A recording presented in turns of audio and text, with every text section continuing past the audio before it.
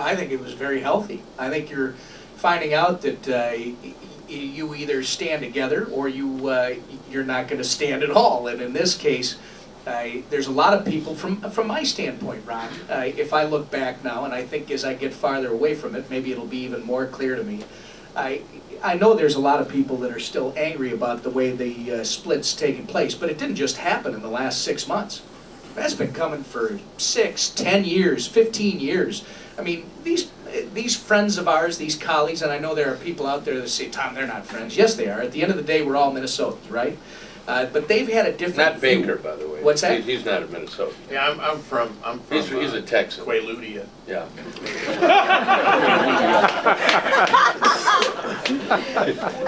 Wow. How do you respond to that? I can't. I'm still not out of the mode thinking that any second there could be another YouTube. I can't respond. I'm tracking you, by the way. But I mean, just want to you to those know. people, first of all, do you agree with me that you didn't really lose to Mark Dayton? You really lost because of Tom, or because of Horner. Do you agree with that? You know, it's funny. I can't say yes or no. I would tell you I tend to agree with you because there was, you know, they still do these polls, and somebody came out a couple weeks ago and said the Independent took more votes off of Mark Dayton. I don't believe that. Did the Independent hurt us in the western suburbs, and are there 10,000 votes out there that we should have had? I would tell you, just as a guy from Delano, yeah. But you don't look back that way. I think where I was going with this is, who was Tom Emmer 17 months ago? They didn't know who I was. I mean, I sat down with Arnie Carlson and spent probably an hour and a half with him. I told Jackie I didn't know him at all before I went to sit down with him. I didn't mind talking to Arnie Carlson. He's got a lot to offer. You know where we disagreed? He said, you gotta leave it open to raise revenues. You gotta leave it open to raise taxes. I looked at him and I said, no, you can't. You cannot continue to do business the way we've been doing business for years. I think it's a matter of trying to bring these people together, Ron, which it's gonna take more people like us that are coming in from the outside that aren't interested in saying, is there a split in the party? Do you get to come to our house for Christmas or don't you? You know, I have a great-grandfather that I'm told used to invite people over to listen to his hero FDR on his fireside chats, and if you disagreed with FDR at all, he would politely ask you to leave, and if you wouldn't leave, he would help you leave. You know, that's how intense it gets, but we have an obligation to listen to each other, and when it comes to that group that you're talking about, I think they've now been introduced to who we are. I think that's a positive thing for the future of the Republican Party, and I think ultimately they're going to start to understand that if we're all going to make this thing work, they're going to have to be part of it. When you had that discussion with him, and he said you got to leave it open to still raising taxes, things like that, do you think, I mean, when I heard you say that, I was wondering if that was the fact that, hey, you may have to raise taxes, or it was more of covering your base. In other words, if you by chance had to do so, at least you had it covered so that no one could come back at you later. Well, you said you weren't going to raise taxes. Was that a strategy thing he was talking about, or was he saying, hey, you got to raise taxes? I think it was a little both. Oh, boy. Yeah. Wow, well. Oh, I think that they do believe that raising taxes is the only way to do it. I do. I mean, I think they've almost become, it seems to me, really more aligned with the Democratic Party than today's Republican Party. You don't disagree with that, I don't think you really disagree with that. I think rather than calling them Democrats and Republicans and other, I think we should start recognizing there are those of us who believe that the future of this country is going to require private enterprise. It's going to provide people creating opportunities, and then there is another group that believes that government is what needs to solve the problem, and it's not. It's making it worse. I think freedom first is really where we got to get. You know, we interviewed a guy who was from Somalia. We had him on the show for an hour, and it was a fascinating interview. Here's a guy, first guy ever elected to public office, right? A guy comes here from Somalia. He spent 15 days in a boat in the middle of the ocean. And I asked him, what was the first thing you noticed when you got to America? And he said, everything was so fast. He said it was just so fast. And the more we talked about it, the more we realized it came to an agreement that the reason everything was fast was because we're free. When you go to these other countries, and you know, like I like to go to the Bahamas, right? And you go to the Bahamas, they always have a thing called Bahamas time. And that's when you go in, you want to order some food, and you'll stand there for 10 minutes while everybody just kind of hangs out, you know, nobody's in a hurry or anything, and then eventually they take your order, and it'll take you a half hour to go get a hamburger. And I realized, well, you know what, they're not really free in the Bahamas, you know, their economies, as an example, bars and restaurants have to have a specific number of people working there, regardless of how big the business is. No matter how well they do, they are required by government mandate that they have to have X amount of people there. That's not freedom. And that's what we are. We're a free country. We work better as a free country. And I hope that this message continues to be delivered. My name is Chris Baker. You're listening to The Roundtable. It's the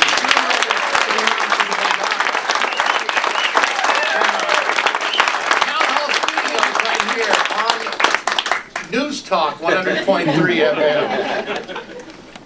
What do we got? How long is this one? Another 20? About 17 or so. 17? Okay. All right, here we go. In 3, 2, 1. News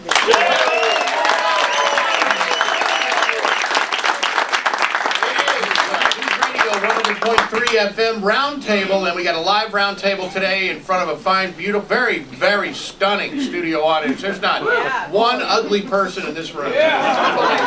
Chris, the lights are off. That's because there's not some very handsome ones up at the table. Anyway, our special guest today is Tom Emmer, who, well, I think we all know who Tom Emmer is. A guy who's, I thought, represented the great state of Minnesota very well. Big Ron Rosenbaum, and of course myself, Chris Baker. Now, we were talking a bit about the governor's election, and we're talking about how is Mark Dayton going to work with this Republican legislature here in the great state of Minnesota. And when we look at a bigger picture, all week long we've had to sit here and listen to this big slap fight going on in Washington. And I don't know about you, and Tom, I would like to throw this question at you first. I had no idea that there were this many people who were anti-achievement in government. I've never seen this in my life, where people are throwing wall-eyed fits over the fact that someone is telling them, by the way, that guy over there, he earned his money and you just can't just go and take it from him. I'm blown away by the way some of these people are coming out. You know, I mean, the president comes out and says, you know, I'm negotiating with terrorists and they're kidnappers. I mean, my first thought was, does this guy have one enemy outside of the United States of America? But the other part is, I had no idea there were that many people serving in public office who did not believe that I own my own earnings. Did you see this in your experience in the state? Actually, I'm busy thinking about the fact that if Chris Baker's rich, I wonder if I can get a job with him. Or better yet, why should I work? Why don't you just give me a little of that? Now the true colors come out. You said that during the election, you might have won.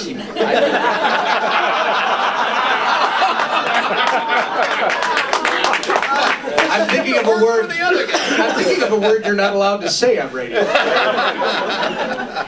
Think of what I'm thinking.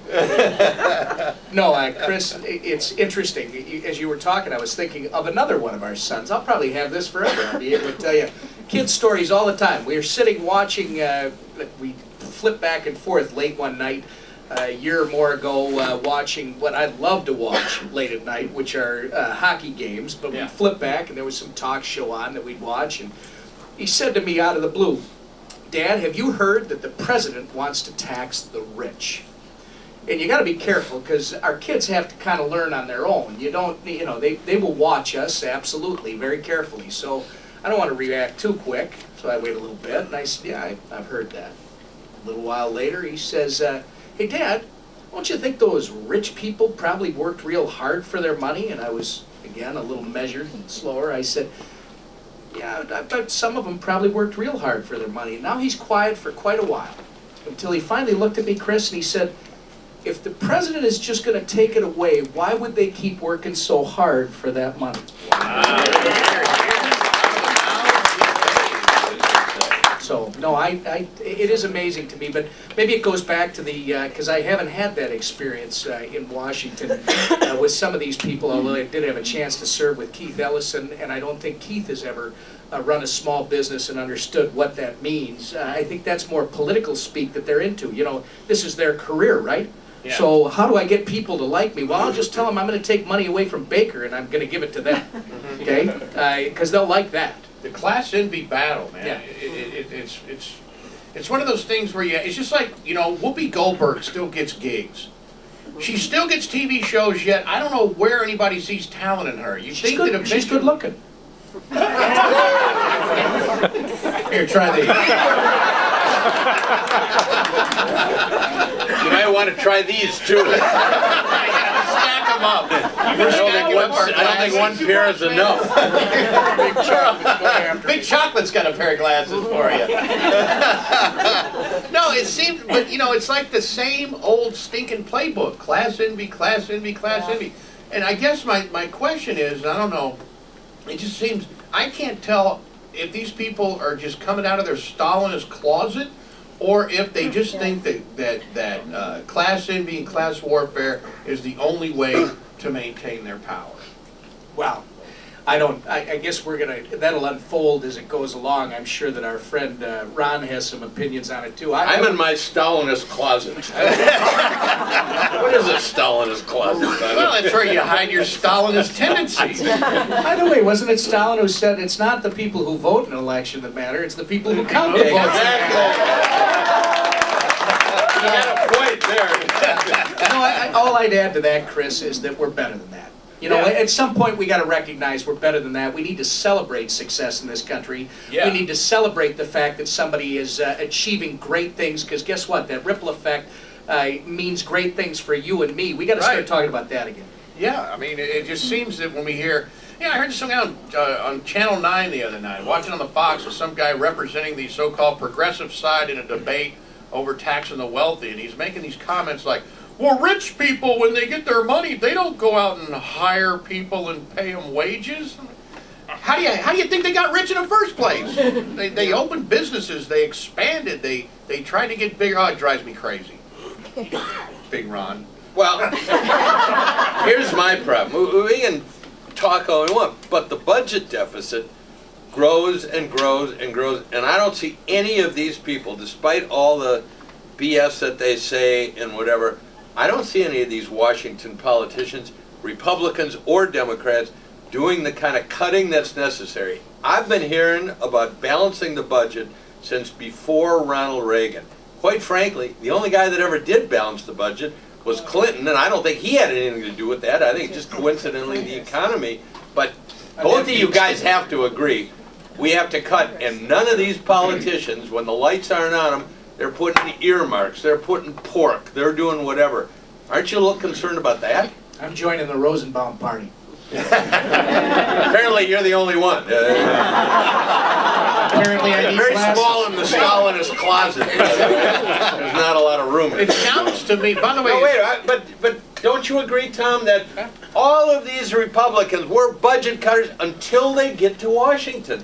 Then they get this strange flu that, that's why, fine, you can talk about this as a terrible idea to tax the rich, but meanwhile, and I agreed with what you said earlier, we can't kick the can down anymore. They're still kicking the can. Even this bill right now, they are adding pork as fast as they can to it in order to buy their votes.